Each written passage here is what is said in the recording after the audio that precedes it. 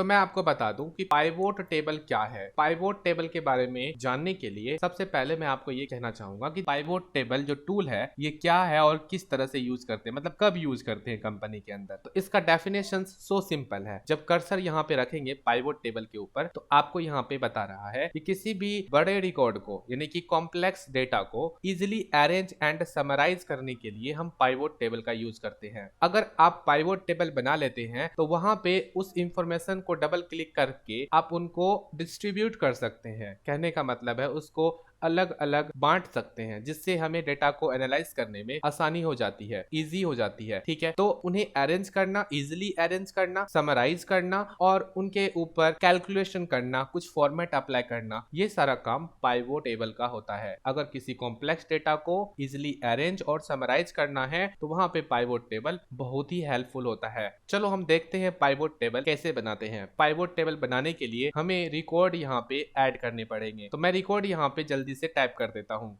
हाँ, तो मैंने यहाँ पे डेटाबेस तैयार कर लिया। यहाँ पे कोड को फिल कर लिया है एंड देन हम इसके ऊपर पाइवोट टेबल बनाना सीखते हैं। पाइवोट टेबल बनाने के लिए इस रिकॉर्ड को पहले हम सिलेक्ट करते हैं। सिलेक्ट करने के लिए कंट्रोल+A कर लेते हैं तो सिलेक्ट हो जाता है कंप्लीट रिकॉर्ड। उसके बाद हम पाइवोट टेबल पे क्लिक करते हैं। पर एक्चुअली पाइवोट टेबल हम क्यों बनाएं, क्या जरूरत है मुझे इसकी पाइवोट टेबल बनाने की, तो मैं आपको बता देता हूँ। जैसे कि अगर मान लो ये रिकॉर्ड है हमारे पास और यहाँ पे मुझे एक लैपटॉप प्रोडक्ट के बारे में जानना है। जैसे कि मैंने एक लैपटॉप लिखा और मैं ये कहना चाहता हूँ कि लैपटॉप में ये बताइए कि टोटल सेल कितना है हमारा। अगर हम यहाँ पे कोई भी और आइटम ले लेते हैं, जैसे कि मान के चलो मैंने ले लिया यहाँ पे मोबाइल। अगर मैं कहता हूँ मोबाइल का टोटल सेल कितना है, ऐसे केस में हम हर एक सेल को पता करके बहुत ही बड़ा कैलकुलेशन करेंगे, तब जाके हमें मालूम होगा कि टोटल लैपटॉप कितने सेल हुए, टोटल मोबाइल कितने सेल हुए हैं। तो ऐसे केस में हमें ये सब जानना बहुत ही टफ हो जाता है। अगर हम ये भी कहें, अगर मान लो कि हमारे पास सैमसंग कंपनी है तो हम कहते हैं कि सैमसंग कंपनी के जितने भी प्रोडक्ट है उनके टोटल कितने हैं ये बताइए मुझे। तो ऐसे केस में हम कई सारे कैलकुलेशंस करेंगे एंड देन उसके बाद हम पता कर पाएंगे कि हाँ इसका कितना वैल्यू होगा, इनका कितना वैल्यू होगा ऐसे में। तो यही एक चीज है जो हमें पाइवोट टेबल में बहुत ही इजीली करने का ऑप्शन मिल जाता है। तो मैं यहाँ पे इसी पाइवोट टेबल का हेल्प लेकर इस डेटाबेस को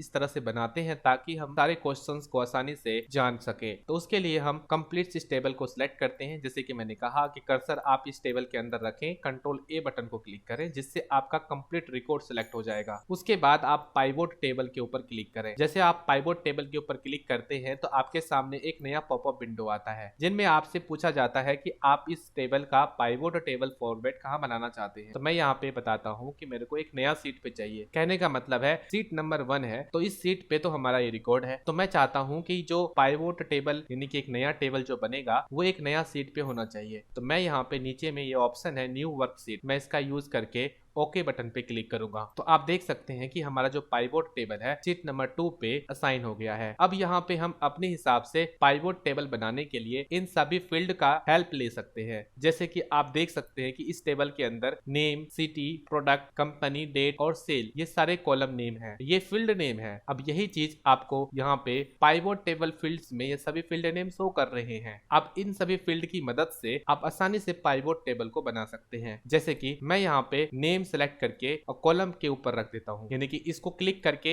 यहाँ कॉलम के ऊपर रखना है। आप देख सकते हैं कि कॉलम में जितने भी वर्कर्स थे, जितने भी एम्प्लॉइज थे, सबके नेम यहाँ आ गए हैं, या कस्टमर कह लो वगैरह करके जो भी है। एंड देन यहाँ पे आप सिटी देख सकते हैं, प्रोडक्ट है या फिर कंपनी है। तो जैसे भी आप सिटी को सिलेक्ट करके यहाँ पे मैं फिर से कॉलम में रखा हूँ तो आप देख सकते हैं सिटी भी कॉलम में आ गया। अब अगर मान लो सिटी को मुझे रो में रखना है तो इसको ड्रैग करके रो के ऊपर रखते हैं तो आप देख सकते हैं कि जो हमारा सिटीज है वो सारे के सारे रोज में आ गए हैं। अब हम ये जानना चाहते हैं कि सेल कितना हुआ जी, तो हम सेल को सिलेक्ट करके वैल्यू के ऊपर रख देते हैं। तो आप देख सकते हैं ये सेल भी आ चुका है ऑटोमेटिकली। अगर यहाँ पे हम देखना चाहते हैं अहमदाबाद में कितना सेल हुआ तो ये टोटल आपको यहाँ पे करके बता रहा है। आप कहना चाहते हैं अहमदाबाद में अमृता एक जो वर्कर है, जो एम्प्लॉय है, वो कितना सेल करती हैं, तो वो इतना सेल करती हैं। इसी केस से इसी से रिलेटेड मैं आगे और बताता हूँ। अगर मान के चलो कि हमारा नेम भी रो में आता तो कैसा दिखता, तो मैं इस नेम को भी रो में ले आता हूँ। आप देख सकते हैं अब हमारे सामने कुछ इस तरह से मिल रहा है। अब ये जो नेम है वो ऊपर है, इसीलिए हेडिंग में हेड इसका जो बना हुआ टाइटल वो नेम है एंड जो उनका सब टाइटल है वो सिटीज है। इसीलिए है ऐसा क्योंकि रोज में आप देख सकते हैं यहाँ पे हमारा क्या है, नेम टॉप में है और बॉटम में सिटी है। अगर मैं सिटी को टॉप में कर दूं तो हमारा सिटी ऊपर चला जाएगा एंड रोज यहाँ पे दिख जाएंगे। तो इसको बोलते हैं कि आप अरेंज करते हैं अपने डेटाबेस को, तो वो अपने हिसाब से देखते हैं कि आपको रो में रखना है या फिर कॉलम में रखना है, और उसको किस डेटा को आपको हेड रखना है, किसको सब हेड रखना है। अब इसी बेस पर अगर आप सेल के वैल्यूज को आप से वैल्यू में रखते हैं, यानी कि सेल का जो डेटा है वो वैल्यू में आ जाएगा, तो आप देख सकते हैं यहाँ पे टोटल अहमदाबाद में सेल हुआ है 48,918। बट इनमें से कौन कौन से ऐसे कैंडिडेट है जो सेल करते हैं, तो आपको दिखा देगा यहाँ पे कि ये है अमृता ने इतना सेल करा, लता ने इतना सेल करा, मोहित ने इतना सेल करा। तो ये एक क्या है, डेटाबेस है।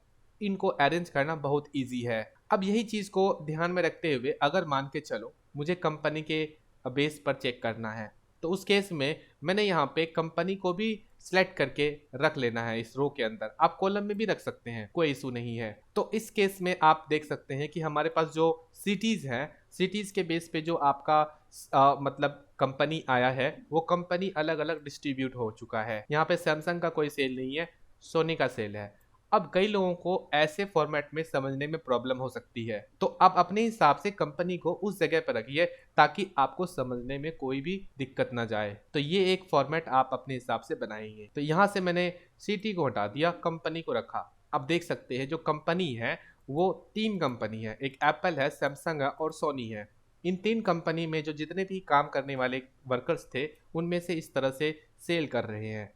अलग अलग जो बनता है कितना कितना सेल है वो यहाँ पे शो कर रहा है। अब अगर मान लो कि मैं एप्पल कंपनी के जितने भी प्रोडक्ट है मुझे उसे अलग करना है, तो ऐसे केस में मैं एप्पल के जो टोटल है इसके ऊपर 2 बार क्लिक करूंगा, तो आप देख सकते हैं कि एक नया सीट में हम ऑटोमेटिकली आ चुके हैं और इसमें जितने भी प्रोडक्ट हैं, जितने भी रिकॉर्ड है वो सारे के सारे एप्पल कंपनी के हैं। तो इसका नाम मैं रख देता हूँ एप्पल।